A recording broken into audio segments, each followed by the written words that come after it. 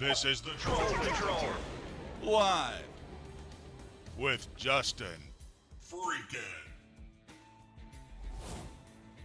I might have just took a gigantic bong rip and, destroyed my lungs. But welcome to the Troll Patrol Live. It's a freaking Monday. Good evening, everyone. Tones, Phoebe, Warlord, RB. Welcome.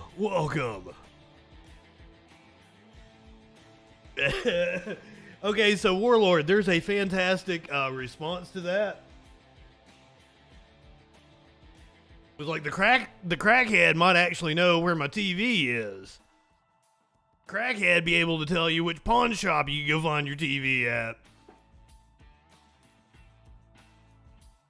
I'm just throwing TV out there. The example I saw was TV. Well, I was in a rush. I just ate a big old bowl of chili. Curiouser made chili. And it was ready 20 minutes before the show. I'm like, I'm gonna wolf down this big old bowl of chili. And it was trying to get the chili out of my teeth. And then I sat down here. I was like, I'm gonna take a bong rip. And it didn't work out too well. Hope your lungs are full of smoke and your belly full of food and your coochie full of cum. I don't know. I don't even know. Still sick. At least that's what we're gonna blame it on. Coochie or bussy, whichever one. Whatever you prefer. Hold on, I'm not over on the screen where I can do a drop here. You live in sexual anarchy? You damn right I do. Because your meme of the day is the Tiger Woods and the other dude's name is John Daly, right? I think I'm right on that one. Guy in the colorful pants. The people on the podcast, you know the meme. Tiger Woods looking at the dude in the colorful pants. Tiger Woods' side says, some guy at the bar bitching about preferred pronouns. John Daly's side says, me referring to him as she, her the rest of the night because he doesn't believe in preferred pronouns.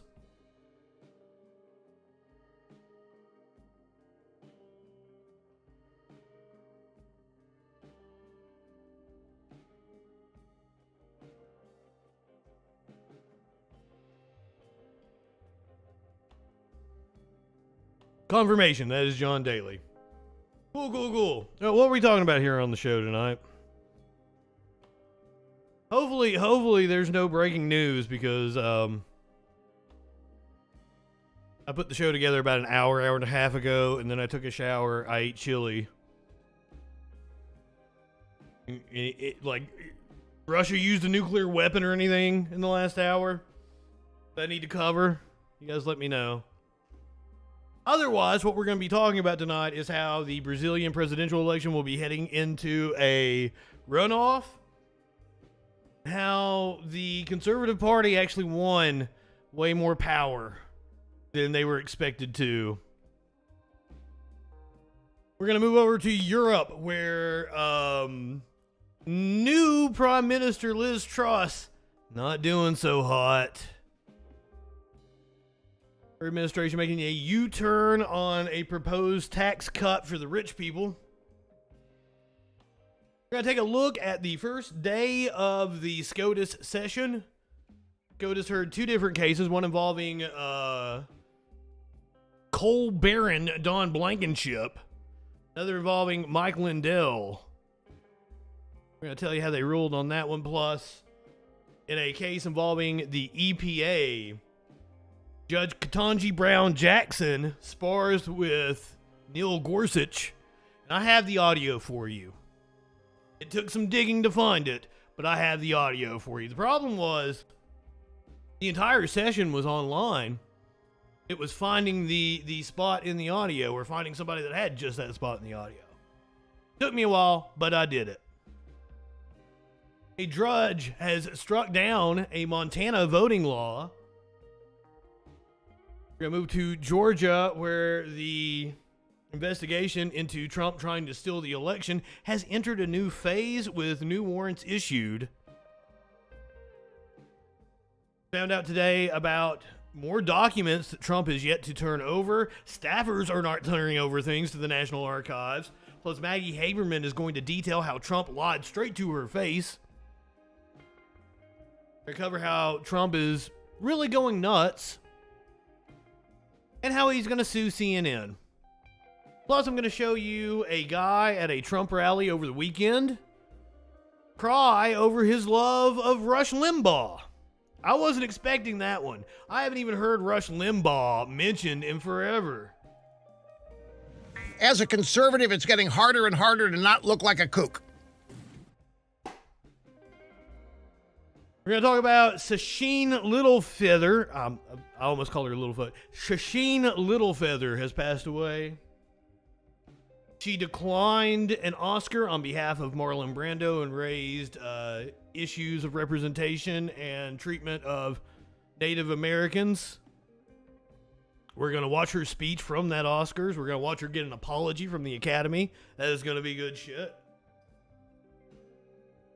Plus, I've got video of Kanye West being the most Kanye West that Kanye West could possibly be.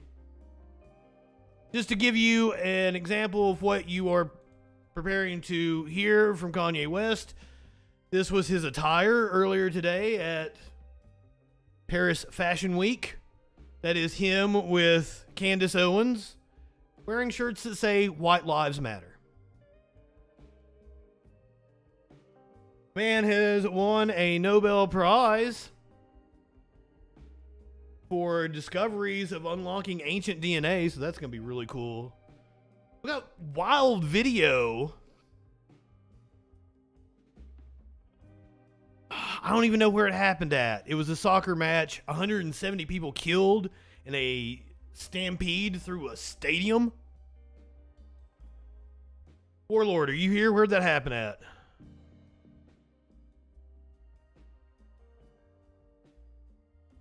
Give me deets. You're the deets, ma'am. I don't even want to guess. I wanted to say Malaysia or something. I don't want to guess because I don't fucking remember. 170 people died, at least, in a stampede. And we've got the video.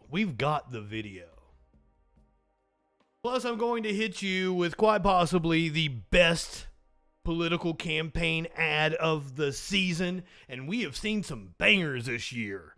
But John Fetterman may have topped them all.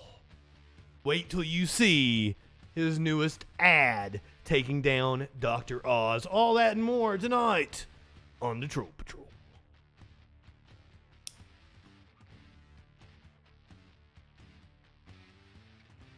I've still got something in my tooth and it's really fucking bugging me.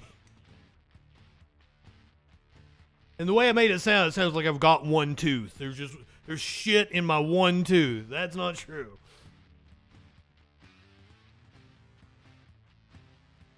Starting off tonight, let's talk about the Brazilian election, where Jair Bolsonaro and Lula da Silva will go to a runoff that will happen on October 30th. Here, let me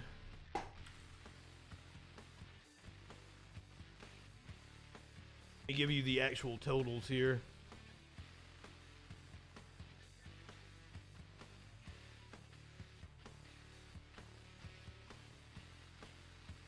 Motherfucker, that's not the Google page.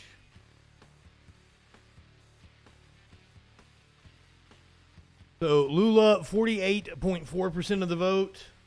Jair Bolsonaro with 43.2% of the vote. That is 99% of precincts reporting. Neither man reaches the 50% threshold. The second round will take place on October 30th. Now, this is somewhat unexpected. Polling was kind of showing that Lula da Silva would win in the first round outright, but did not quite happen. Ray, good evening. Ida, welcome.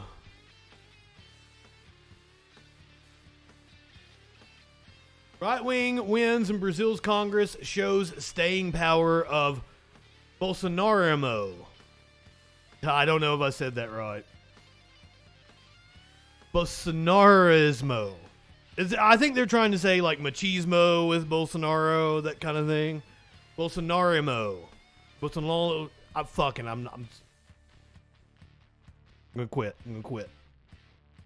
The strong election night for allies of President Jair Bolsonaro have given his party the most seats in both chambers of Congress, highlighting the enduring strength of his conservative movement, even as he falls short of re-election. His right-wing Liberal Party won 99 seats in the 513-member lower house, up from 77, and right-leaning parties allied with Bolsonaro now control half of the chamber. Oh my God, Ray. Twitter suspended me long before they suspended libs of TikTok. Wow. The bigger surprise in Sunday's voting was in the Senate, where Bolsonaro's party won 13 of the 27 seats up for grabs, with 2 more possible in second-round runoffs. Bolsonaro helped elect allies to the Senate who had trailed in opinion polls, such as former ministers Damares Alves and Paulo Puentes. Alves, an evangelical ally, defeated the Senate candidate from Bolsonaro's own party. Wild. But hey, people usually see what they get with conservative politicians, and they usually see right through it. Not long after it happens. Kind of like with Liz Truss in fucking shit. Liz Truss in the UK, who was already seeing a backlash with calls even from her own party for her to be ousted. This is a month since taking office. British Prime Minister Liz Truss has been forced into a humiliating U-turn over tax plans, just as her own party conference begins. On Monday, she dropped a move to cut the country's highest rate of income tax. The reduction was part of a wider growth plan that caused turmoil on financial markets and sparked a rebellion in her own party. Only on Sunday, Truss had gone on TV to defend the plan. But the following morning, Finance Minister Kwasi Kwarteng confirmed a change of direction. We just talk to people, we listen to people, I get it. We not only talked to people, we saw people's reactions, we were talking to constituents, we were talking to a whole range of stakeholders, and we felt that the 45p issue, the 45p rate, was drowning out a strong package of intervention on energy, a strong package of intervention on tax cuts for people generally. Monday's move is unlikely to end all the government's troubles. The top tax plan accounted for only a sliver of tax cuts totalling £45 billion, or around $50 billion. Investors have expressed alarm over the scale of the move, sending the pound and UK bonds tumbling and forcing the Bank of England to intervene. Bond yields remain elevated, with ministers under pressure to explain how the tax cuts will be funded. Monday's news brought only limited relief for sterling too. The pound was up around 0.5% versus the dollar in early trades. So there you go. She's facing her own Let's Go Brandon thing. So Warlord explained to me how elections work over there. Truss is the one who can call an election.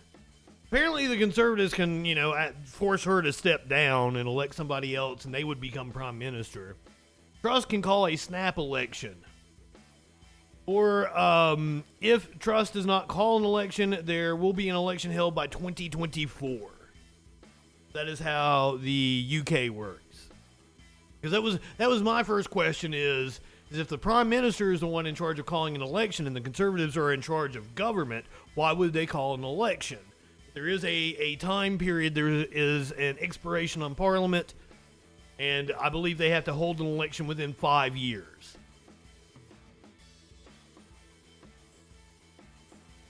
So thank you, Warlord, for cluing me in on that fact of British politics. Now on to the Supreme Court. Today they heard a case about Don Blankenship, who is a coal baron from West Virginia. I think he was even a candidate for Senate at one point in time. Supreme Court leaves Don Blankenship conviction in place. The Supreme Court says it won't review the conviction of former... let me make this bigger for you guys. That might be too big. The Supreme Court says it won't review the conviction of former coal CEO Don Blankenship, who was found guilty of conspiring to violate safety standards at West Virginia's Upper Big Branch mine before the 2010 explosion that killed 29 men. Justices said Monday that they would not take the case of the former CEO of Massey Energy, who spent a year in prison following his conviction, stemming from the worst U.S. coal mining disaster in 40 years. Only a year in prison for conspiracy to violate safety standards. My God. I'm sorry, but that's not kicking authority in the balls. He's kicking authority in the balls. That's what we are pro kicking authority in the balls around here. Also today on the court's first day of its new term, they refused to hear a case from Mike Lindell, allowing a defamation suit to proceed. The Supreme Court says it won't intervene in a lawsuit in which Dominion Voting Systems accused Mike Lindell, Chief Executive Mike... I'm sorry, hold on. I'm on crack, apparently. I read that wrong. I was on crack. Right. You were on crack. The Supreme Court says it won't intervene in a lawsuit in which Dominion Voting Systems accused MyPillow Chief Executive Mike Lindell of defamation for falsely accusing the company of rigging the 2020 presidential election against former President Donald Trump. As is typical, the High Court did not say anything on Monday about the case, in rejecting it among a host of others. Monday is the first day the High Court is hearing arguments after taking a summer break. Dustin, Media Winch, love you guys. Thank you for being here. And now, this is an actual case that we heard oral arguments from today. And you are going to get to hear from the newest Supreme Court Justice, Ketanji Brown Jackson. Jackson tangles with Gorsuch in her first oral argument appearance. Justice Ketanji Brown Jackson made her first oral argument appearance on Monday in Sackett versus the EPA, the Supreme Court's first case of the term. It centers on whether certain wetlands warrant federal government protection. Jackson was a prominent voice in the proceedings and was unafraid to tangle with both of her fellow justices and the lawyers representing the Sacketts, the people trying to build on currently protected wetlands near Priest Lake in Idaho. In one exchange, she jumped in to rebut a lengthy cross-examination by Justice Neil Gorsuch. Gorsuch had been building the argument that property owners, bedeviled by the EPA standards under the Clean Water Act that grant some wetlands protection but not others, could be exposed to stiff penalties if they unknowingly build on protected land. So I'm not exactly sure that this is the pertinent reference, but this is a section of Jackson getting into it with Gorsuch. The issue, what Congress would have intended with respect to adjacency, and there was a regulation that defined adjacency to include neighboring. And as far as I know, Congress used the term adjacency and didn't adjust it to try to make clear the touching requirement that you say was intended by the term. Yes, Justice Jackson. Every single time that argument has been advanced by the government, it has been rejected by this court. In Rapanos, the plurality opinion rejected out hand the idea that 404G represents a ratification of the Corps' broad understanding of adjacency. Justice Kennedy's opinion doesn't even give it consideration. Swank, for its part, said 404G is unenlightening as to the meaning of waters in the All ice. right, well, let me try to bring some enlightenment to it by asking it this way. You say the question is which wetlands are covered, which I agree with, but I guess my question is why would Congress draw the coverage line between abutting wetlands and neighboring wetlands when the objective of the statute is to ensure the chemical, physical, and biological integrity of the nation's waters? So are you saying that neighboring wetlands can't impact the quality of navigable waters? Justice Jackson, not at all. However, it's also important to acknowledge that Congress was balancing concerns here. On the one hand, there is a water quality issue. But on the other hand, there's a very important federalism issue, so important that actually Congress put it in the text of the Act that one of the purposes of the Act is to preserve traditional state authority over land and water resources. I didn't read that as a purpose. I mean, the Congress said our objective is to address or make sure that we maintain the integrity of the waters. It was one of the policies in achieving that objective that we care about states' rights or federalism concerns. But I didn't see that as Congress's primary objective or even, a main objective with respect to the Clean Water Act.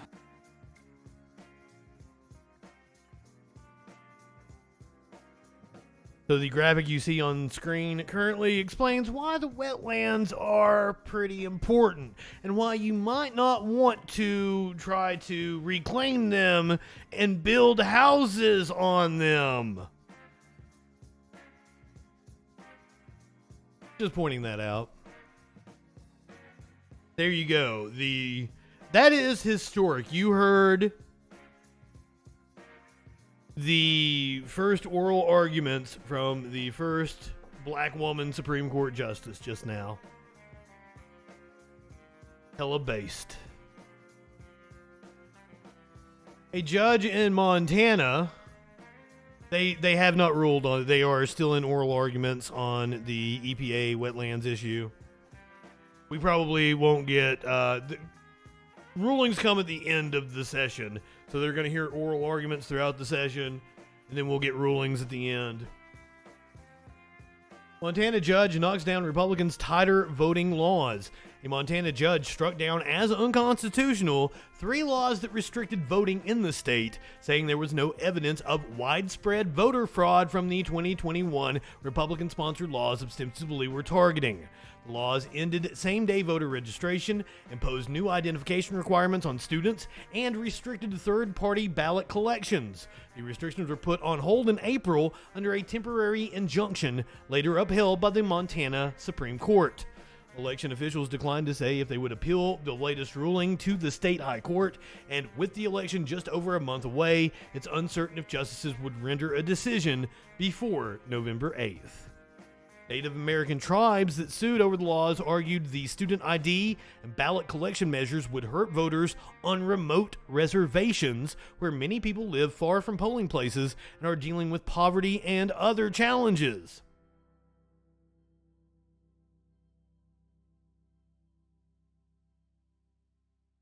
Speaking of voter fraud, let's move over to a place where voter fraud actually occurred, or attempted to occur, in Georgia. Of course, it was Republicans doing it. Georgia election probe enters a new phase with search warrants. The Georgia prosecutor investigating whether former President Donald Trump and his allies broke the law trying to overturn his 2020 election loss in the state is seeking search warrants in the case, a sign that the wide-ranging probe has entered a new phase. The revelation came Monday in a court order filed by Fulton County Superior Court Judge Robert McBurney, who's overseeing the special grand jury seated to help the investigation. In an order sealing any search warrants and related documents from being made public, McBurney wrote that District Attorney Fannie Willis' office is now seeking to obtain and execute a series of search warrants, the affidavits for which are predicated on sensitive information acquired during the investigation. Disclosure of the information could compromise the investigation, McBurney wrote, by, among other things, causing flight from prosecution, destruction of or tampering with evidence, and intimidation of potential witnesses. Could also result in risks to safety and well-being. Now, we've already seen them try to intimidate witnesses in Georgia, and it was like Kanye West's personal assistant or some shit. Wild. American Patriot Eagle 1776.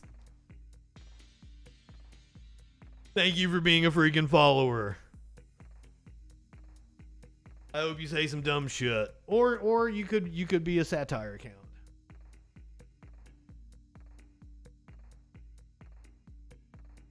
Either way, we're happy to have you. For those of you who are new here, I would just like to summarize my political beliefs.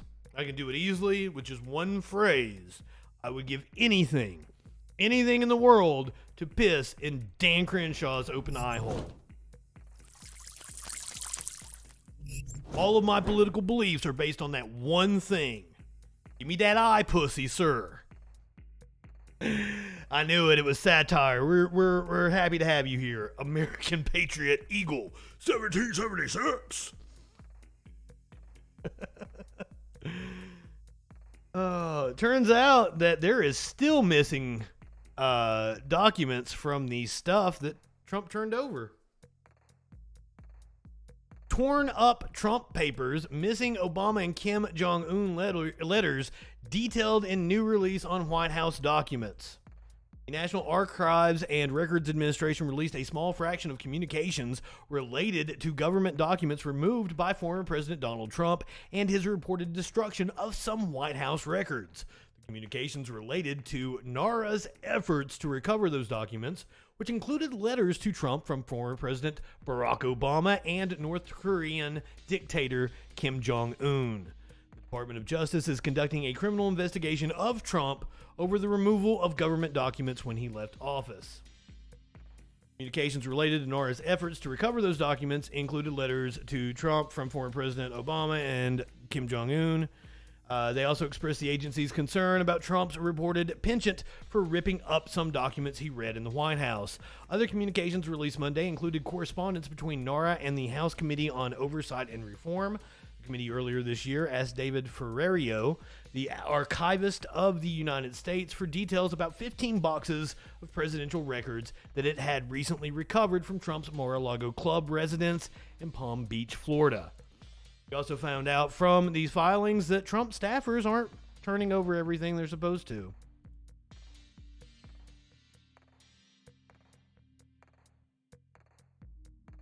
Former President Donald Trump's administration has not turned over all the presidential records in National Archives, and the National Archives will consult with the Justice Department on whether to move to get them back.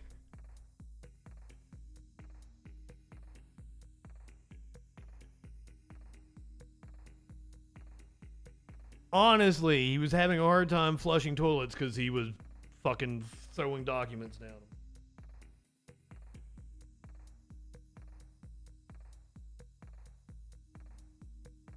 So we may yet still see another raid on Trump because he's still got shit. Just go ahead and lock him up. I don't expect that to happen before November, but damn, like, he is doing everything he can. Because they don't want to arrest him. They have done everything in their power to be like, hey, dude, just hand over the documents. We don't want to make a spectacle out of this. But he is just basically spitting in their face and going, nah.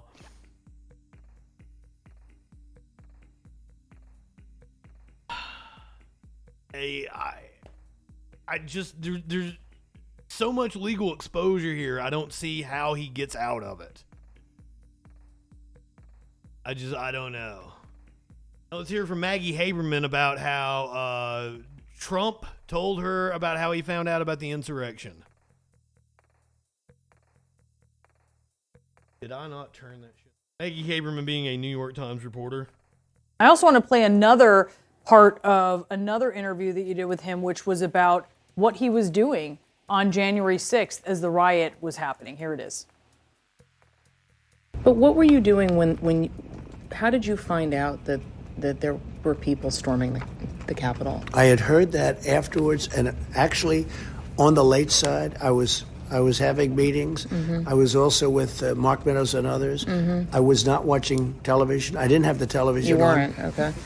I didn't usually have the television on. I'd have it on if there was something.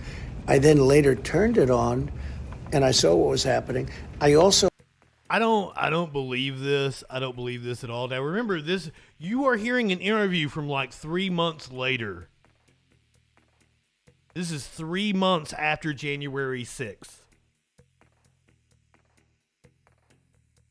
So we know now about the whole trying to get the Secret Service to take him to the Capitol and shit. So I don't believe for a second that he didn't know what was going on. Also had confidence that the Capitol, who didn't want these 10,000 people, The Capitol Police, you mean? that Okay. they'd be able to control this thing, and you don't realize that, they did lose control. So much testimony since then, Maggie, that he was watching TV. Yep. Brianna, we've reported in real time, CNN reported in real time, New York Times and I reported in real time that he was watching television. We were told it that day, we were told it the days after. The public hearing held by the... If I remember correctly, he locked himself in like the dining area, I believe, and was just watching TV, like by himself for hours, if I remember correctly. House Select Committee investigating the January 6th attack has since established and documented that he was watching television. And again, it was another very interesting moment because my question was, what were you doing? Which at that time, Brianna, was a huge mystery, even with all of our reporting. There was nothing certain about it or said under oath. And his impulse was to insist that he wasn't doing what he has widely been reported to do. When you said that to him, when he said he wasn't watching TV and you said... Not high enough for this weren't. shit. Okay. Did you know at that time that he was lying to you?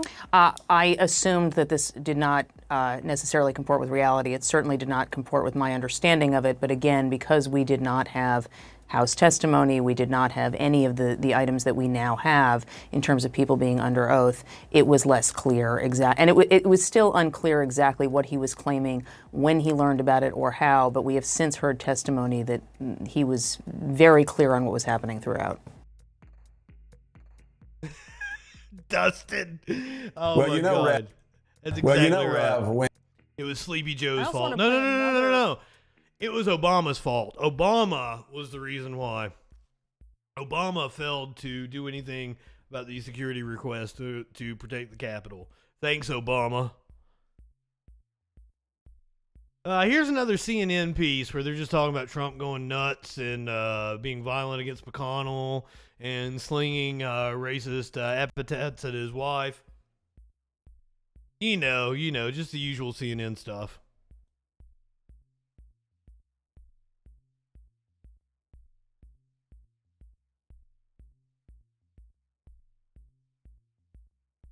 If it's gonna play. Well. Oh, it could have been Clinton. It could have been Clinton, guys. We need to investigate her. She might have issued a stand-down order on January 6th. Told the Marines not to protect the Capitol. Lenny, good evening. My housemate, Curiouser, she loves her some Boston. I don't know why this is not wanting to play. Oh well. Because Donald Trump says so much that is, well, outlandish, there's a tendency to roll your eyes or laugh off any one of his proclamations, or to ignore them entirely because Trump is just being Trump. This is a coping mechanism to deal with a prominent political figure who has no internal limit on what he says, when, and how. And for the most part, it's a smart strategy. Most of what Trump says is ephemera, easily dismissed. Ephemera. I did say that, right? I'm pretty sure. God damn it. Don't use Microsoft Edge ever. It sucks. Don't go to the CNN website, apparently, because it won't play you the video for you. Ephemera. There we go, yeah. Things that exist or are used or enjoyed for only a short time. Sounds like an ED pill. Mandy, good evening. Ephemera. You live in sexual anarchy? For people who live in sexual anarchy and can't get it up. Yeah, I was just going to play that CNN clip just because it was going to be my transition to Trump sues CNN. In the last couple hours, this story broke. Former President Trump sued CNN on Monday for alleged defamation and is seeking at least $475 million in damages. Trump has had a contentious relationship with the press, especially CNN, during his time as a candidate and elected official, and has bashed the news organization as fake news and enemy of the people. The complaint, which was filed in a U.S. district court in Florida, claims CNN has tried to taint Trump using defamatory language as part of a concerted effort to tilt the political balance to the left.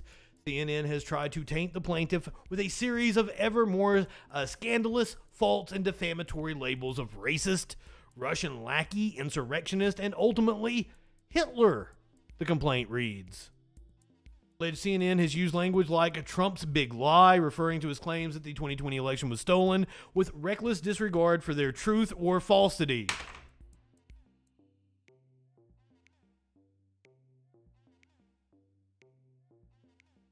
What lawyer did he get to even file this lawsuit? Come on, man.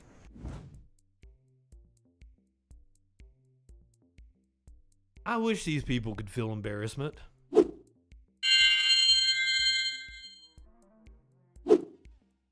Oh, it's going to get thrown out immediately, but this is just another... I don't... He probably fundraised off of it, if I had to guess. Because we played the video of him begging for money last week. So, Help Me Sue CNN is a fantastic way to get his idiot Mark followers to hand over more money. Now we're going to take a look at this video from the Trump rally that happened yesterday, where apparently he was very upset about Rush Limbaugh. Limbaugh was such a pivotal part of patriotism in America. And when he died, it was part of our soul was taken. You know, it felt like a family member. Yeah. I listened to Rush for 30 years. I'd go out, hot, cold, stay in my car. People knew where I was at noon. I was out listening to Rush. And on my last day of work is the day he died. It was a very emotional thing for me. But, you know, I started watching Steve and the information that he gave. He's like my new Rush Limbaugh. You know, the whole and the whole Real America Voice family. I appreciate. We're watching Steve who? The truth, the honesty, and you know, you guys are what our go-to now, and so I appreciate you guys very, very much. You know, buddy, you should have listened to what Rush Limbaugh said on one of his last shows, the last couple months of his life. As a conservative, it's getting harder and harder to not look like a kook. You look like a kook, dude. You look like a kook. Remember a couple weeks ago when they dropped the migrants off in Martha's Vineyard? They're close to you, Lenny. Closer to you than me. Mysterious woman who allegedly helped DeSantis lure migrants to Martha's Vineyard flight identified. Perla Huerta is a former U.S. Army counterintelligence agent and combat medic specialist. Did she meet DeSantis when he was serving or something? A former counterintelligence agent and combat medic specialist in the U.S. Army helped Florida Governor Ron DeSantis arrange migrant flights from Texas to Martha's Vineyard. The woman, who was identified by the New York Times and CNN as Perla Huerta, was accused of luring 48 migrants onto 2 private planes in Texas, making false promises about offering asylum seekers expedited work permits, housing, and cash assistance. But instead, dozens of migrants were left to fend for themselves and were later moved to a military base shelter at Cape Cod. And I do not understand all the right-wingers who's like, well, they kicked them out. They deported them. Cape Cod has a barracks, dude, with, housing and showers and kitchens and shit where people can, actually live.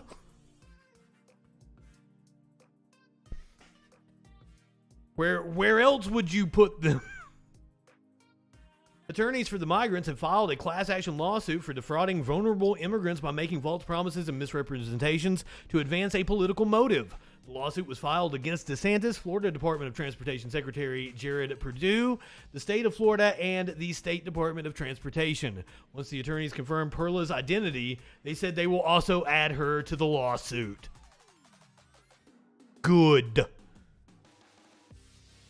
The lawsuit alleges that Huerta gathered the group to have them sign a document in order to receive a $10 McDonald's gift card and did not explain what the document stated.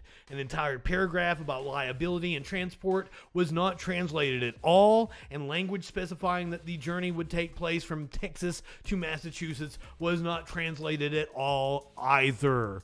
And remember, as we heard from the immigration attorney at Martha's Vineyard, they falsified documents for them. Many of them had court appearances in other parts of the country. One was supposed to appear in Washington State on Monday after being dropped off at Martha's Vineyard on Thursday. And I'm sure these people are Christian too. Huerta served in the U.S. Army for more than 2 decades with several deployments to Iraq and Afghanistan. She was discharged in August and lives in Tampa, Florida. A man who called himself Emmanuel told the San Antonio Report that Perla said she wanted to get migrants to sanctuary states where more government support would be available to them. These people.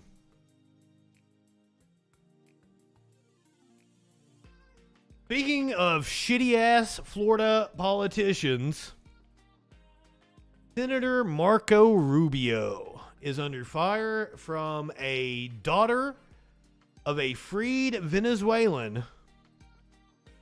Apparently, Rubio bashed a prisoner exchange that brought her father home. So here she is on CNN telling her story and letting Marco Rubio have it. Who were wrongfully detained in Venezuela are back in the United States. President Joe Biden announcing Saturday the return of the hostages. 5 of them were part of the so-called Citgo 6. They were our oil executives who were detained for more than 4 years. They were freed in exchange for the release of 2 nephews of Venezuela's first lady. They were convicted on drug charges.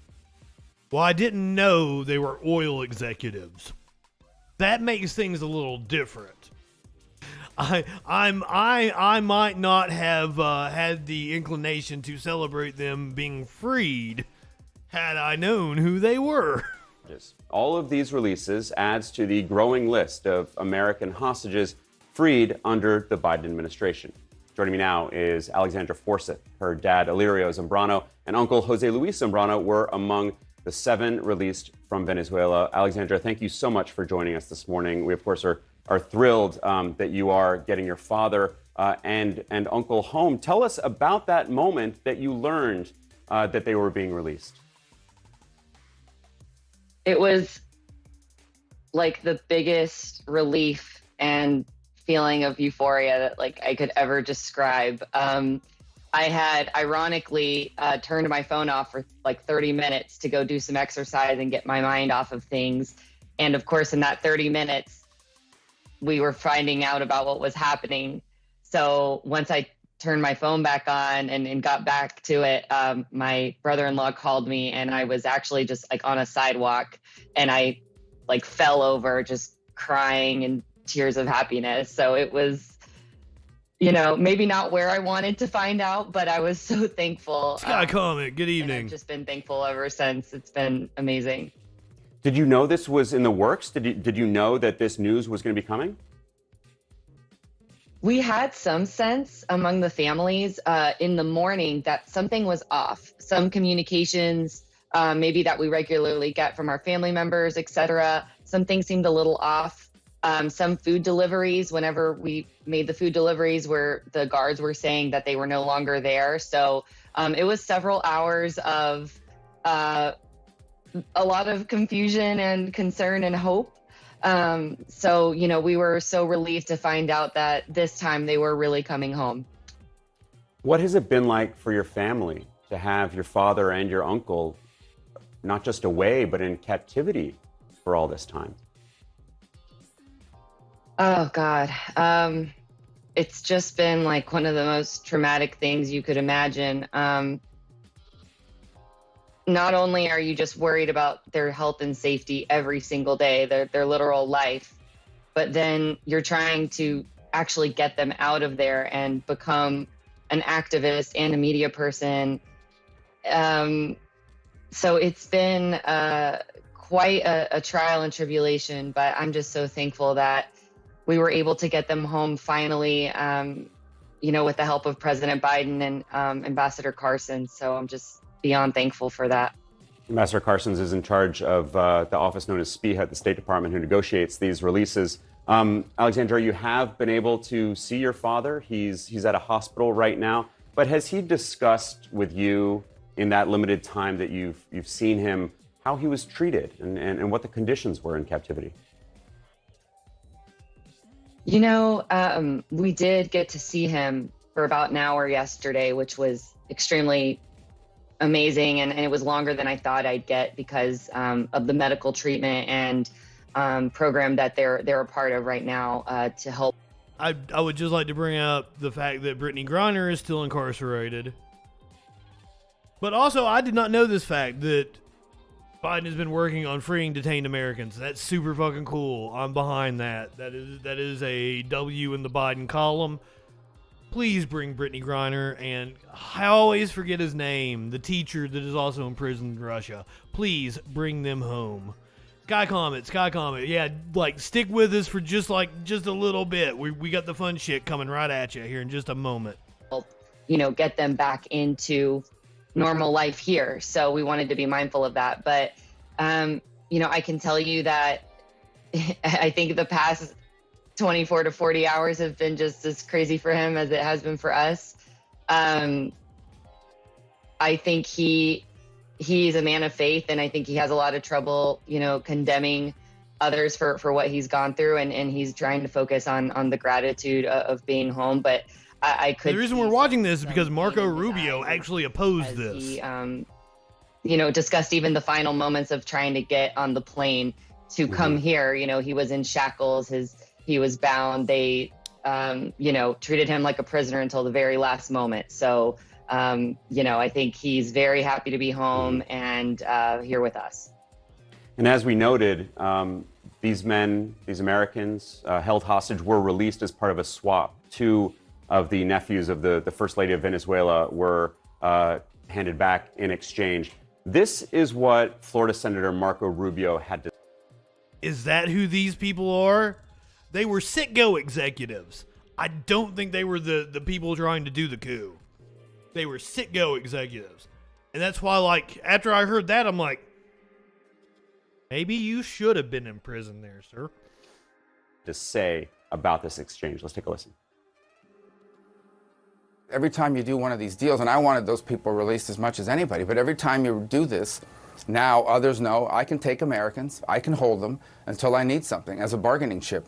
So what that has done is now sent a message to tyrants and dictators all over the world to go ahead and trump up some charges and arrest some Americans, because when the time comes, we'll be able to exchange them. So I think 7 innocent American hostages in exchange for 2 convicted drug dealers who happen to be the nephews of Maduro is a huge win for Maduro, and unfortunately, puts Americans all over the world now in danger. Alexandra, what do you feel when you hear that from Senator Rubio? I find that those comments were extremely unhelpful and misinformed. He is, I'm disappointed that a leader in our country is perpetuating this myth that Merkin actually puts Americans at. I was like praising Biden, and then when they said Citgo executives, I'm like, oh, hold on. Hold on. Risk. And you know what I would ask? Also, welcome, my friend. Rubio is you've supported getting them home. You have done absolutely nothing for me or my family or most of these men, and any of the families could tell you that. And he even had a constituent from his state that was released. And I would ask, what did you do for his family? And how have you been supporting them? And have you checked in on them instead of pandering to your constituency? I found his comments unpatriotic and unhelpful. Well, Alexandra Forsyth, we have to leave it there, but of course we are so happy. So, in other words, fuck you, Lil Marco. Also, Skycom, and I'm really sorry. I said, like, we're to the fun stuff. No, unfortunately, I gotta hit you with something incredibly dark, probably one of the darkest things you could possibly hear, before we can get to the fun stuff. Both stories are Dr. Oz. So, remember back when the right wing went nuts over Fauci, accusing him of funding these experiments on beagles, and it turned out like he was tangentially fucking aware of it, and it was like 6 degrees of separation from the NIH and shit. Apparently, Dr. Oz's scientific experiments killed over 300 dogs.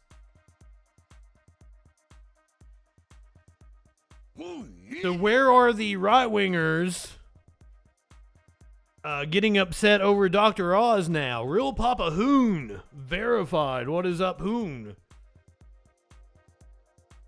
Did you name yourself after like Shannon Hoon of Blind Melon, or is that just the only Hoon I've heard of?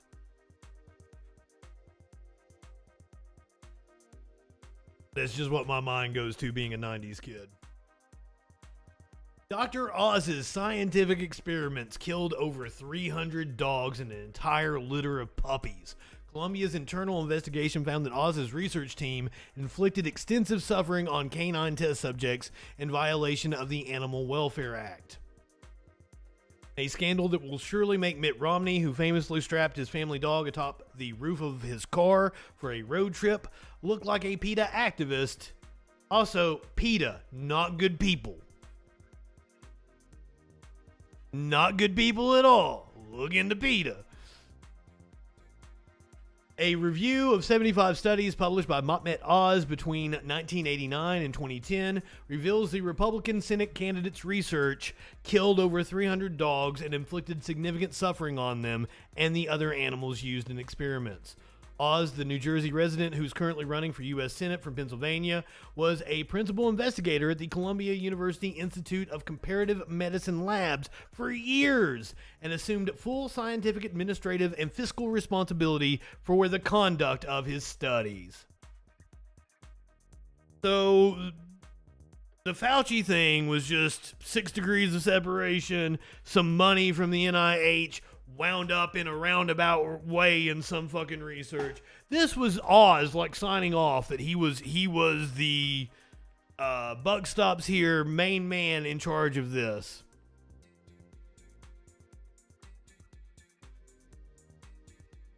Assumed full scientific, administrative, and fiscal responsibility for the conduct of his studies. Over the course of 75 studies published in academic journals reviewed by Jezebel, Oz's team conducted experiments on at least 1,027 live animal subjects that included dogs, pigs, calves, rabbits, and small rodents.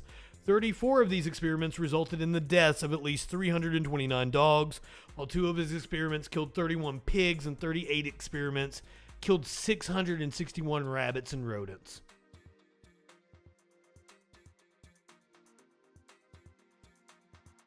Well, there you go. Now I kind of hate to be like, let's have some fun at Dr. Oz's expense. John Fetterman just dropping the nail in Oz's coffin today with his newest campaign ad. This may be my favorite campaign ad of the season, and there have been some bangers this year. Everybody! Everybody. With my diet, you can eat all you want, anytime you want. And you'll lose weight?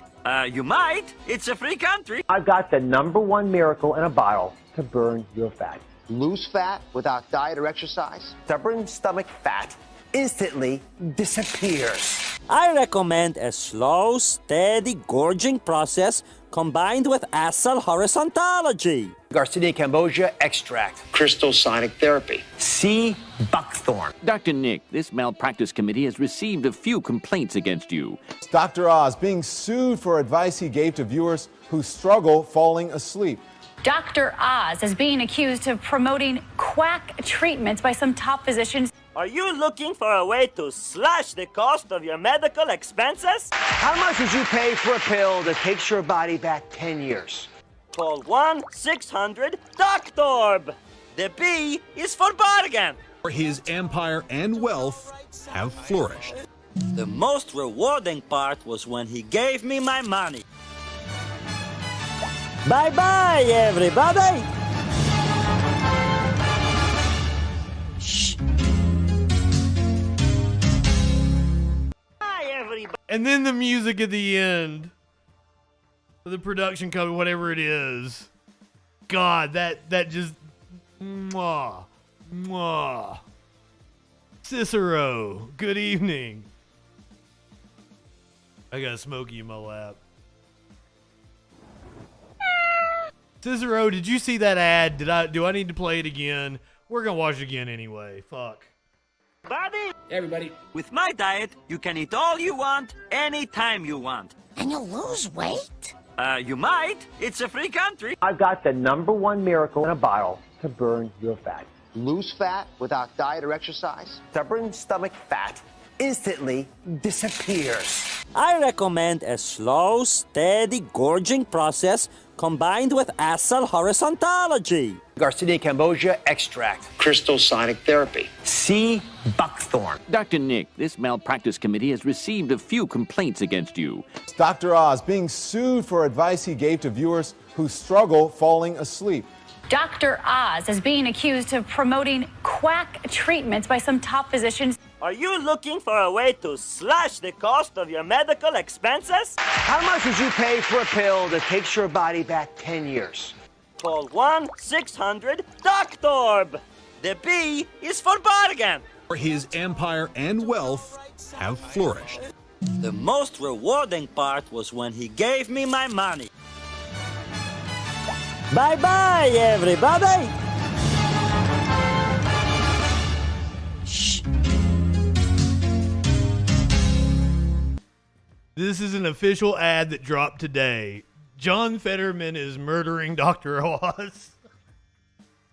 And then Dr. Oz not doing himself any favors by just making Fetterman sound like so badass. He's kicking authority in the balls. Oh, shit. All right, when we come back on the other side of the break, we're going to watch a video of 170 people killed in a stadium stampede. We're going to talk about a man that got a Nobel Prize for unlocking secrets of ancient DNA.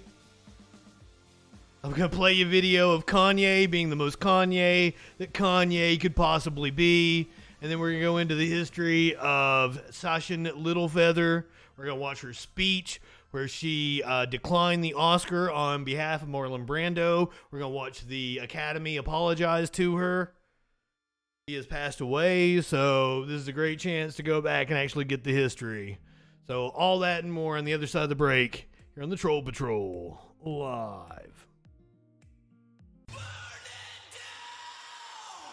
This is WWE superstar and multiple-time champion Seth Rollins. Seth is one of the top wrestlers in the industry, and never in a million years would I expect that Seth would be spying on me, or at least following me on social media. You see, A few years ago, around 2015 or 2016, Seth started referring to himself as Seth freaking Rollins. Now, Justin, you may say, your name is Justin Freakin. That's not very similar. And you'd be right. But I actually rebranded myself as Justin Freakin after Rollins blatantly stole my gimmick. Before last year, I went by Justin Freakin Mullins. Justin Freakin Mullins. Justin Freakin Mullins. I am on film and audio, calling myself Justin Freakin Mullins several years before Seth Rollins. And if we take a trip in the Wayback Machine, we can see that I've actually been using the appellative since I was in high school. If this was Seth's only offense, I might let it slide. But recently he started referring to himself as The Monday Night Messiah.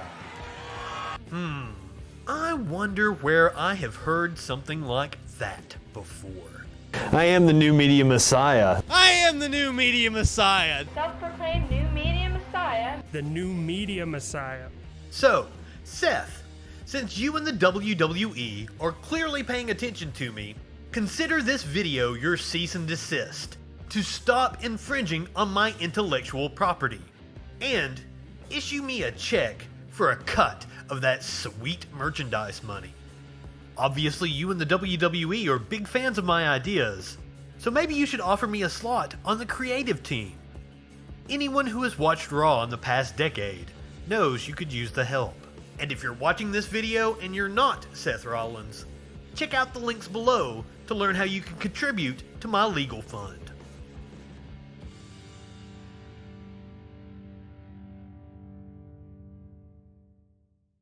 Now we turn to YouTuber Justin Freakin. The guy's, he's a formidable voice in the culture. Uncensored and unfiltered political talk and debate from a leftist perspective. The day's top news stories and videos with astute social commentary.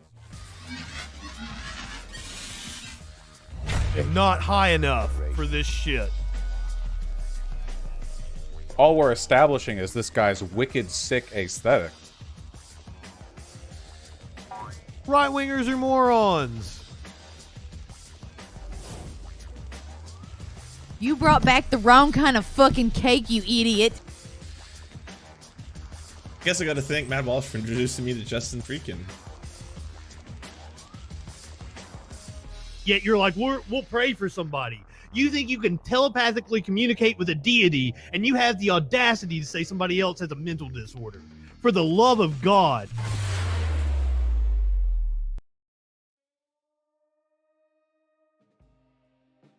So apparently McDonald's bringing back adult Happy Meals, or is making adult Happy Meals. Curiouser had one earlier. I vaguely knew about it because of the Saturday Night Live skit where Grimace was buff and came out of the closet as bi. Apparently Grimace is a butt plug in this Happy Meal.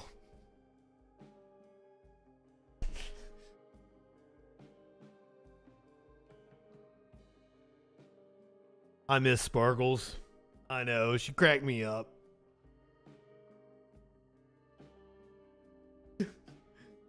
Well, don't watch the Saturday Night Live skit from this week. Like that fucked with me a lot. Not that I have like childhood memories, some affinity for Grimace. I never liked McDonald's.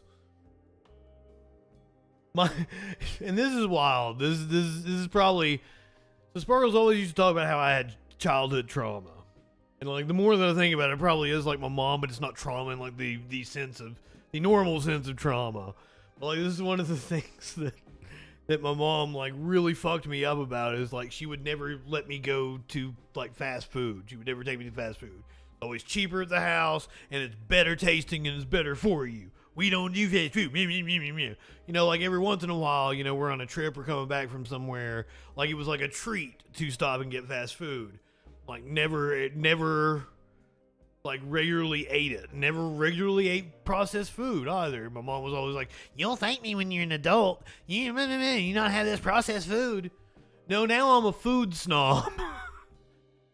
Now I'm a food snob, and I can't eat any kind of shit like that without it just like making me feel like shit.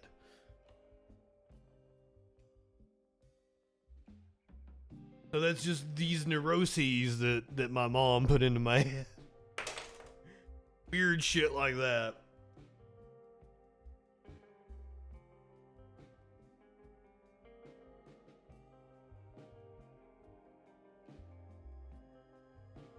Whoa, I love this when I just catch like a half a message at work. One guy started talking about these. I just went, okay. What, the adult Happy Meal? I don't remember what Curiouser said she thought of it.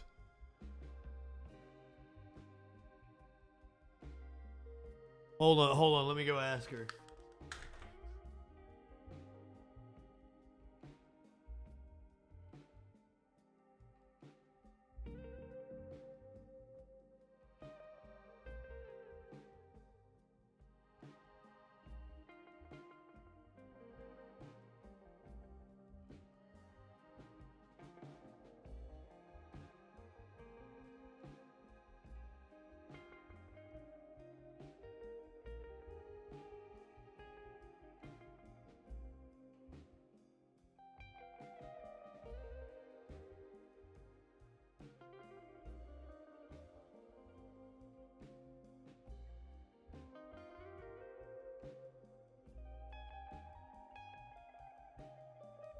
She didn't get the toy she wanted. She wanted the Grimace, and she got some rip-off Ronald, and then she said the food was McDonald's. The fries were cold. What's the difference with the adult Happy Meal? Do you just get more food? Do you get like a 12-piece nugget?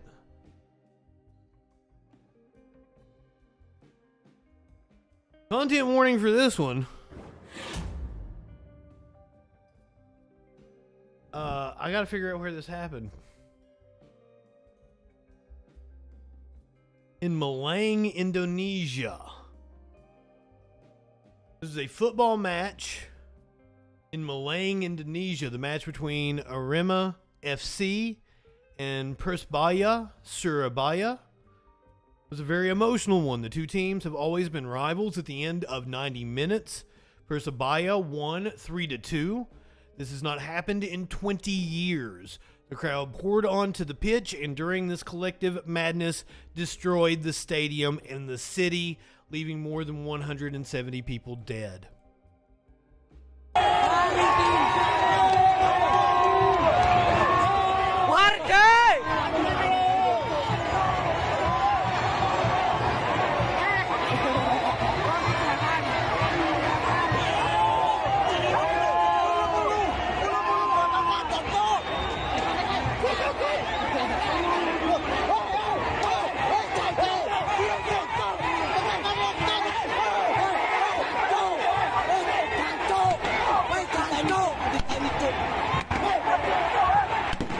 Fucking wow.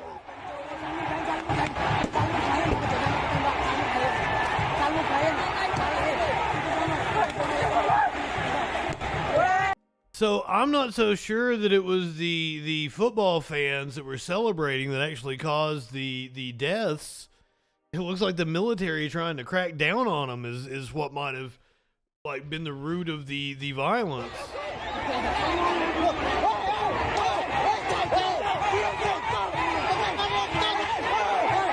Mansoor.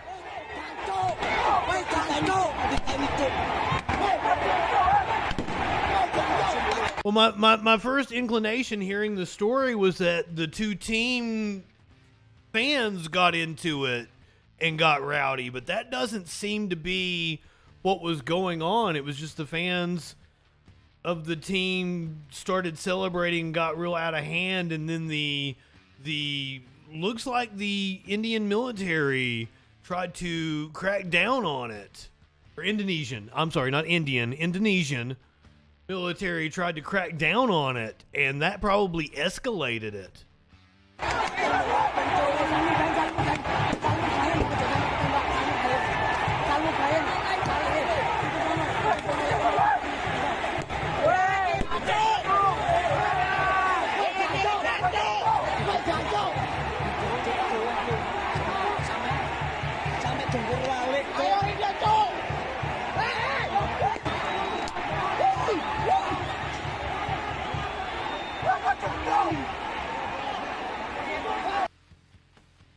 Well, it got him off the field real fast.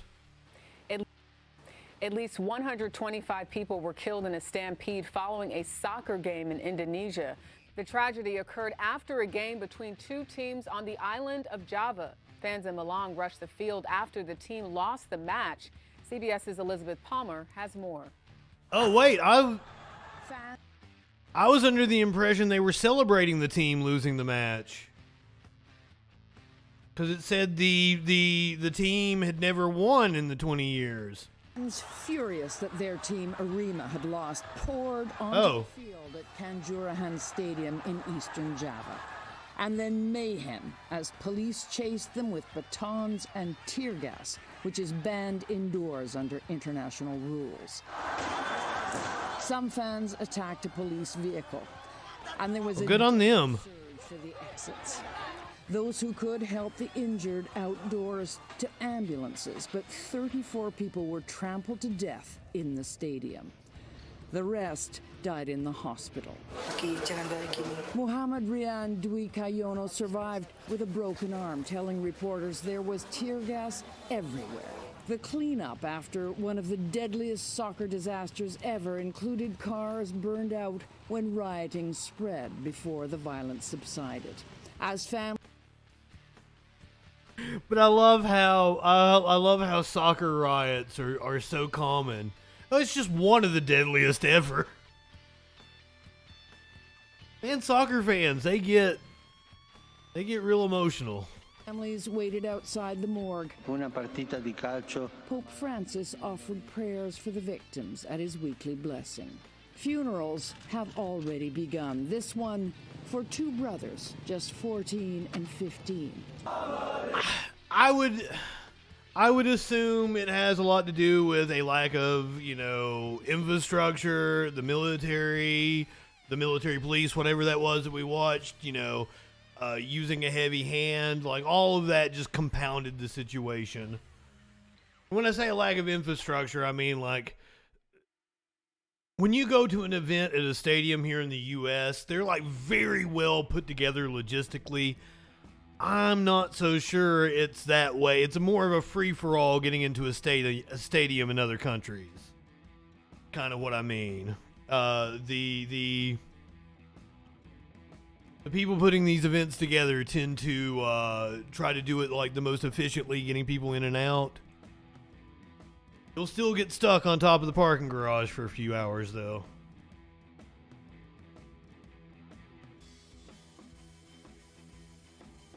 That's enough of the tragic shit. Ladies and gentlemen, it's really great to... This is a Nobel Prize winner. The Nobel Assembly at Karolinska Institutet has today decided to award the 2022 Nobel Prize in Physiology or Medicine to Svante Pääbo for his discoveries concerning the genomes of extinct hominins and human evolution. Evolutionary anthropology in Leipzig in Germany. A new way of addressing these intriguing questions, sisters. Our cells contain DNA in two different compartments. The nuclear genome, which would allow in-depth analysis and comparisons across multiple genomic regions. Svante Pääbo has discovered the genetic makeup of our closest relatives, the Neanderthals and the Denis of hominins, human beings, hominins. And the small differences between these extinct human forms, and us as humans today will provide important insights into how our body functions and how our brain has developed and so forth. The prizes carry a cash award of 10 million Swedish kroner, nearly $900,000, and will be handed out on December 10th. So, fascinating discovery there. Search and rescue teams in Florida. Unlock the secret of prehistoric DNA. Cool. But that dude is not a genius. No. A real genius would be one Mr. Kanye West. Nobel Prize winner unlocking the secrets of ancient DNA. No. That is not a genius. Kanye West, a true genius. Kanye plays James Blake collaboration, wears White Lives Matter shirt at Paris Fashion Week show. The Anti-Defamation League considers White Lives Matter to be a hate slogan. Kanye West is at Paris Fashion Week. First, he walked the runway for Balenciaga. He then presented his own Yeezy 9 fashion show. At the show, West wore a long-sleeve t-shirt with the phrase, White Lives Matter. So here is Ye on the runway. On the run, yay.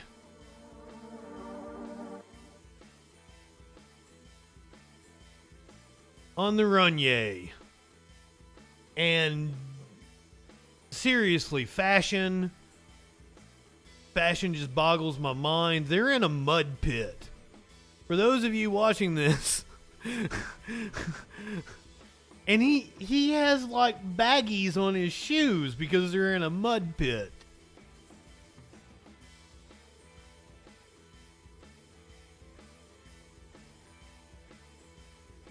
Like, I'm as artsy-fartsy as they come. I took classes in the art department at my college. I don't get that. Why would you make a mud pit? And what, like, he is walking through puddles. I mean, he's got some catchy songs. You can't deny that he makes some. Apparently, every time I bring up beats I really like, everybody's like, no, that was actually somebody else made that beat. So maybe, no. But, like, he's been involved with some catchy fucking songs. But when left to his own devices, he's not all that good. The last album I actually listened to and enjoyed anything off of was the one, like, 2016. But even it was kind of like, I liked that one song. So this is the speech he gave today. This is what we're really looking forward to. On season 4, my show started late, and that's what the press was about. Yes, I'm gonna. Now the show is starting late. Now I've been in fashion for a while, and I've seen a lot of shows start late. But after my season show started late, season 4 show started late, the press completely killed us. In the middle of the Louis Kahn Island, there were countless, like, swimsuit and the flip-flops look to be diamond encrusted. $4 billion brand. There were colorways. There were sizes of boots. If anyone remembers that show, people were falling over in that show, and that's what the press wrote about. A week after that show happened, my wife at the time got robbed right here in Paris. Then I told my manager at that time, Scooter Braun, that I just wanted. So this is just a Kanye West airing of the grievances. I wanted to go to Japan. I just needed a break. And he said, no, you need to go make more money. So we need to do a second leg of the tour. And that tour lasted for 4 days. And I went to the hospital. DeSantis. Every time I do something great, someone brings up that moment for the rest of my life. It's the ultimate stigma. People feel like they have the right to come to my face and call me crazy. Like it doesn't hurt my feelings. Or like you don't have to be crazy in order to change the world. People talked a lot of mess about the Tommy Tom photo.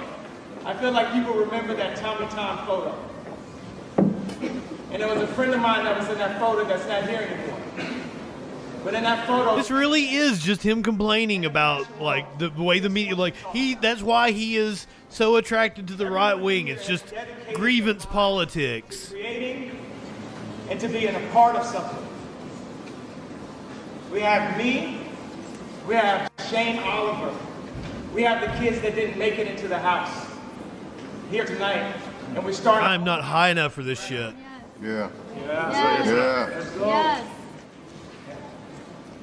Now sometimes a cut could be slightly off, a stitch could be slightly off, but we did change the look of fashion over the past 10 years. Does this seem kind of cultish to you guys? The streets. We are the culture. And we will not be bullied or treated differently than you treat any other fashion show. It kind of has the, if you've ever seen the Apple 1984 commercial, kind of has those vibes to it. Will last forever. This is something that you will not be able to un-Google. I am Ye. Yes. And everyone here knows that I am the leader. Come on now. Yeah.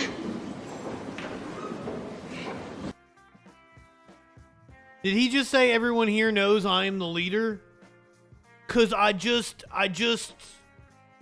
made the comment that this felt kind of cultish. Culty. Everyone here knows that I am the leader. Come on now. Yeah.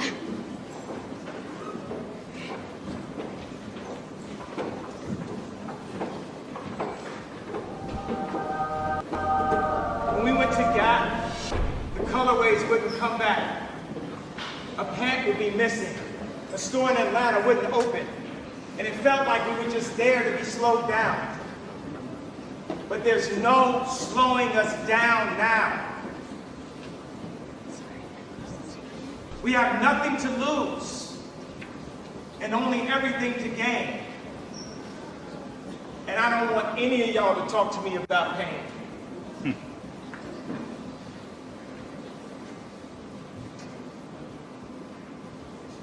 That rhymed. He wrote this out, didn't he? I remember when me and Matt Williams and Mel were styling Rihanna. 14 years ago? 11. But tonight, let's just celebrate. Let's just enjoy this new frontier. The idea behind this collection is everything is pull on and pull over. This is an idea of supply. Everything is pull on and pull over. Yes, I forgot this was about fashion. This is him speaking at a fashion show for his brand. It's all been about how he's been maligned by the media and how he has a lot of problems with you people and you need to listen to Ye, who is the leader. Fucking weird. Fashion has had a tendency to be extremely classist. To say that if you weren't pretty enough or didn't have enough money or weren't... He just said fashion has the tendency to be extremely classist as he stands up there in diamond-encrusted flip-flops. Weren't born into money or weren't scamming, that you can't afford this cut. When I was at the Gap, Demna made a cut of a t-shirt. The Gap took the exact colorway and made the cut that they felt was at the bottom of the Maslow hierarchy and need chart. The people in the boardroom felt like they knew what the people in the streets wanted. And this is what we fought. If he's taking smart pills, he needs to discontinue it. You know, I wonder if Elvis Presley had an Instagram, would he have been able to perform in Paris and not be held back by his vanity? You can't manage me.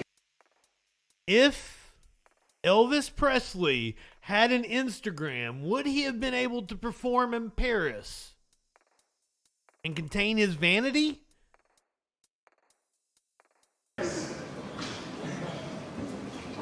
And not be held back by his vanity. Not be held back by his vanity. You can't manage me. Yes. This is an unmanageable situation. Yes. Yeah, he's trying to kick authority in the balls. He's kicking authority in the balls. Or so he thinks. There he is, dressed like Fetterman there.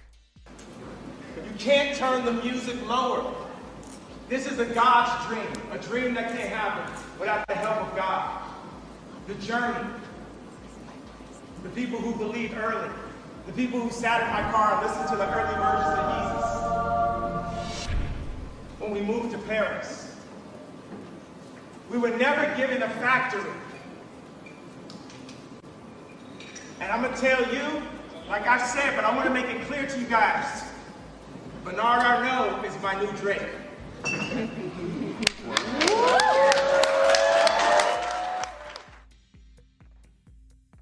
Well, there's one of the most batshit crazy things you're ever going to hear in your life.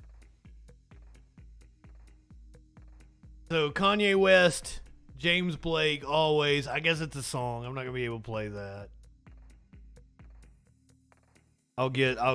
I'm already skating close enough to the copyright. I bet the Simpsons are going to get me on this. Fuck, if the Simpsons are going to get me, let's go ahead and play the Kanye thing. Is it at me? I know you're angry.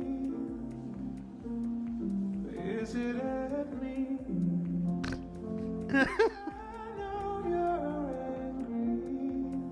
I haven't got my 14 cents from YouTube the last couple nights.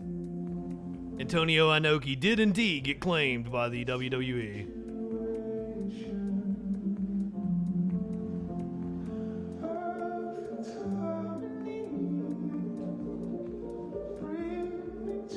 Honestly, Dustin, that sounded like the warm-up to Trump taking stage. I don't know if Trump would let Kanye be his warm-up act, because like Kanye would upstage him. Like Trump be like, no, we can't have Kanye speak. Like nobody can out crazy me.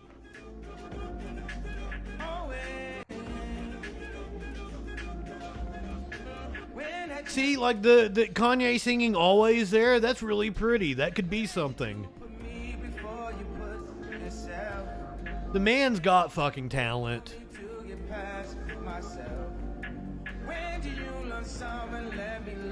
Oh no, like I can't see DeSantis, like he wouldn't want to be associated with a rapper.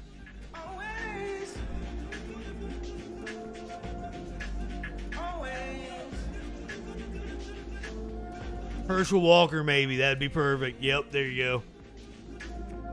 And yeah, I think Ye has ties to Georgia, doesn't he? Because he keeps going to the stadium there, and like he locks himself in the stadium. I guess you could rent out rooms and shit. And he makes music in the stadium in Atlanta. And then we know about Kanye's personal assistant trying to intimidate a poll worker in Atlanta, or in Georgia. I don't remember if it was in Atlanta. So I guess Kanye has some kind of a tie to Georgia. Where's the mud pit at?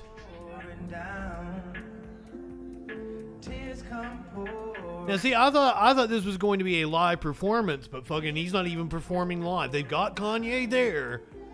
They're debuting this song. It's not even Kanye doing it live.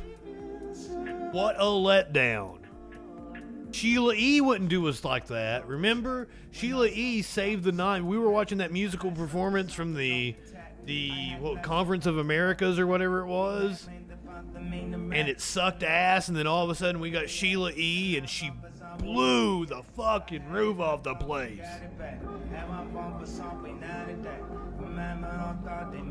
If Sheila E. doesn't come out and start playing some fucking drums, I am disappointed in this performance.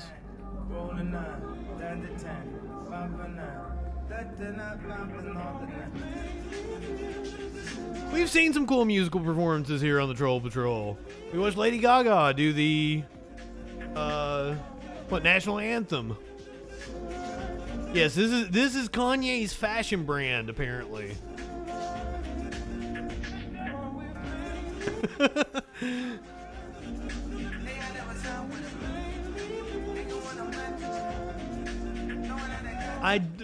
As I said, I'm as artsy as they come, and this stuff just doesn't make sense to me.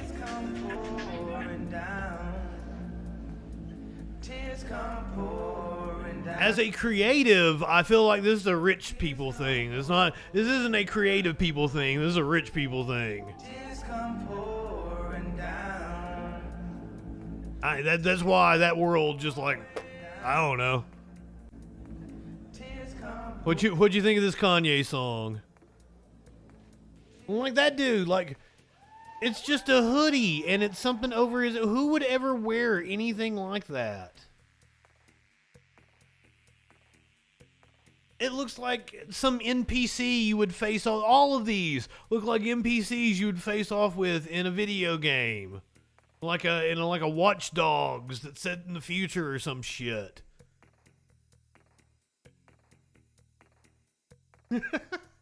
Hey, yeah, you might be able to sell that to a January 6th rider. That might be possible. Maybe you're onto something, Dustin. Is that who this is marketed towards? All right, now we're going to pay tribute to a badass. Passed away. I hate to do people passing away 2 nights in a row. Last night we did Antonio Inoki. Tonight is Shasheen Littlefeather. Here is the Guardian piece on her life. I was the first woman of color, the first Native Indigenous woman to ever make a political statement in the history of the Academy Awards.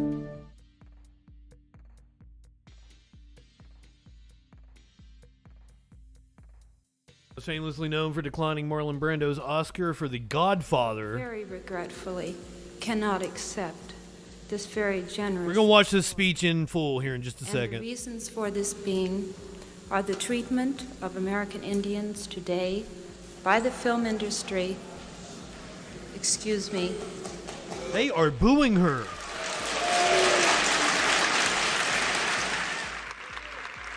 The Academy issued a formal apology to Littlefeather almost 50 years later. We're gonna watch this too here in a second. 50 years. You're here. But there was some commotion behind the stage. It was Big John Wayne getting ready to assault me. And he had to be held back by 6 security men to prevent him from doing so. When I left, John Wayne wanted to assault this woman. I heard some comments from the people back there. And it was, ooh, and the tomahawk chop.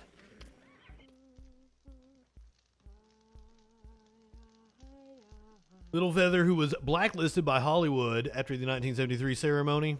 If you had, you might have avoided hurting your grandfather's feelings. Spent most of her life advocating for Native American people.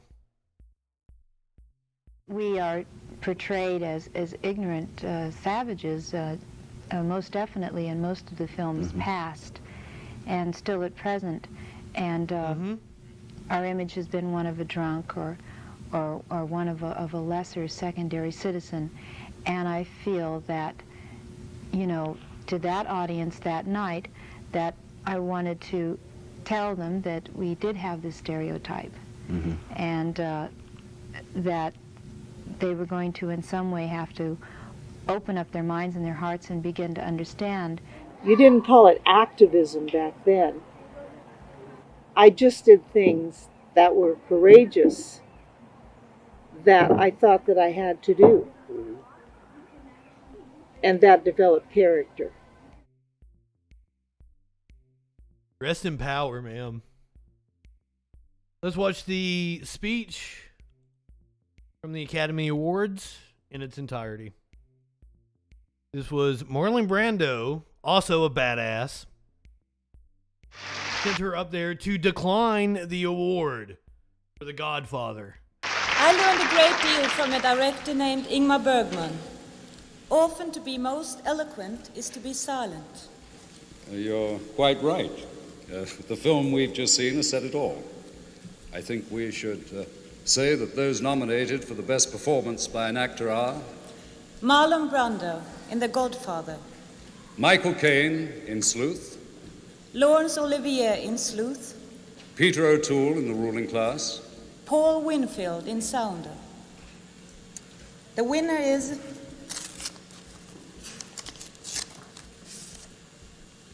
Marlon Brando in The Godfather.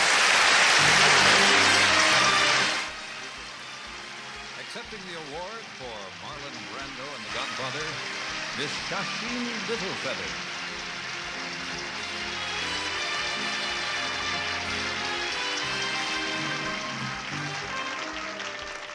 Did not accept it. My name is Shasheen Littlefeather. I'm Apache, and I'm president of the National Native American Affirmative Image Committee.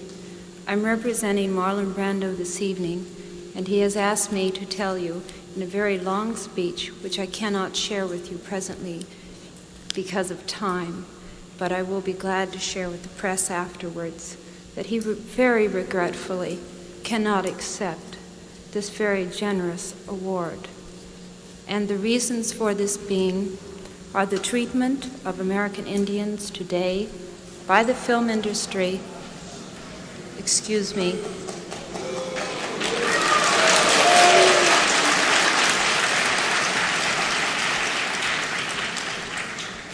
and on television in movie reruns, and also with recent happenings at Wounded Knee.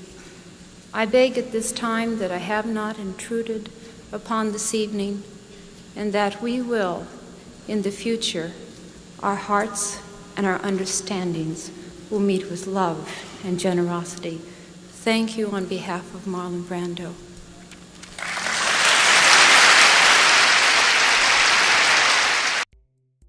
Now that, ladies and gentlemen, is kicking authority in the balls. He's kicking authority in the balls. She kicked authority in the balls. The Academy apologized to her, and also props to Marlon Brando. The Academy apologized to her almost 50 years later. Here is her at a historic event that as event. The Motion Picture Academy celebrates Native Americans and issues a long-awaited apology. A Native American artist, or activist rather, is finally redeemed and honored after a cringe-worthy event at the 1973 Oscars. Fox 11's Hal Eisner was with Shasheen Littlefeather this week. I thought this was the entire speech. That night. I'm sorry. I'm an elder now, an Indian elder woman. And even though I've made a lot of mistakes, I've led a good life. Shasheen Littlefeather, now 75, reflects on a life that included this at the 1973 Academy Awards. Hello, my name is Shasheen Littlefeather. I'm Apache, and I'm president of the National Native American Affirmative Image Committee. In my heart, I asked the ancestors to pray for me. And I knew that they were with me that night. As she refused, as instructed by Marlon Brando, to accept his Best Actor Oscar for The Godfather. I knew that I was doing the right thing. She called out the way Native Americans were portrayed in movies and treated in this country, and she was booed by many in the audience. I felt a lot of people did not understand. She says she was subjected to insults as she left the stage. And one of them was, And she got tomahawk chops. But it wasn't until now that she's getting an apology and a night honoring her at the Academy Museum. it's never too late for forgiveness. She's right. It's never too late for forgiveness. Quanah Chasing Horse is an activist and model and has looked up to Little Feather and watched her video repeatedly for her own strength. She says times have changed and things are better. And I think that's because of her. I think she set that great example to speak and be proud. And I had to speak the truth from my heart. And to the Academy for its apology, thank you. Hal Eisner, Fox 11 News. There you go. Rest in power, ma'am. If you had the Academy Awards night. Yeah, we'll cut off Marlon Brando there. I'm sorry, but you'd probably rather see a flamingo chick.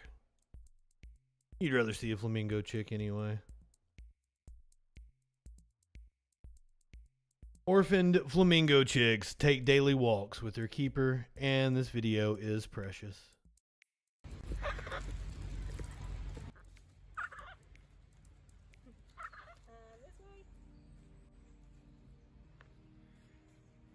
Look at those babies.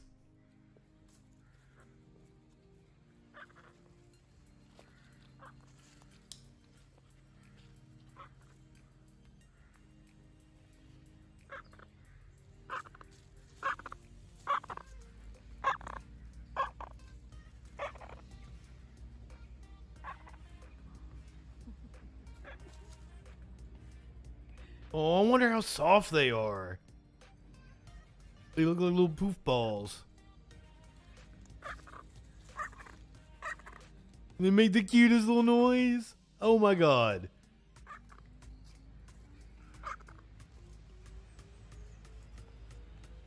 So these are flamingos. Little baby flamingos. Hi, my name's Izzy. I'm one of the bear keepers at the Cotswold Wildlife Park. And we have 2 Chilean flamingos that we are hand rearing. So they got abandoned by their parents, so we've taken them off and we're going to hand rear them. So they're big grey fluffy balls, and we feed them about 5 times a day. And we take them for exercise about 2-3 times a day to make sure that their legs get big and strong. And then in about 2-3 months time, hopefully when they're big enough, we'll return them to the lake area where they can join the rest of the group and the parents. Okay, yeah, that's fine.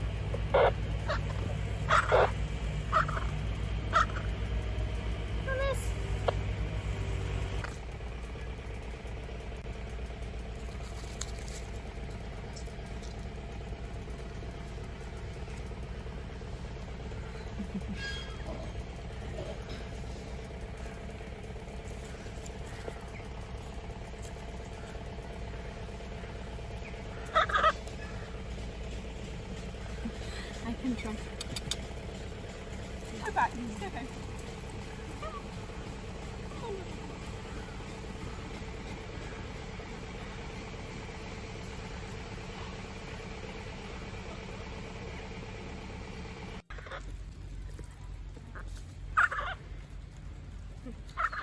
This way.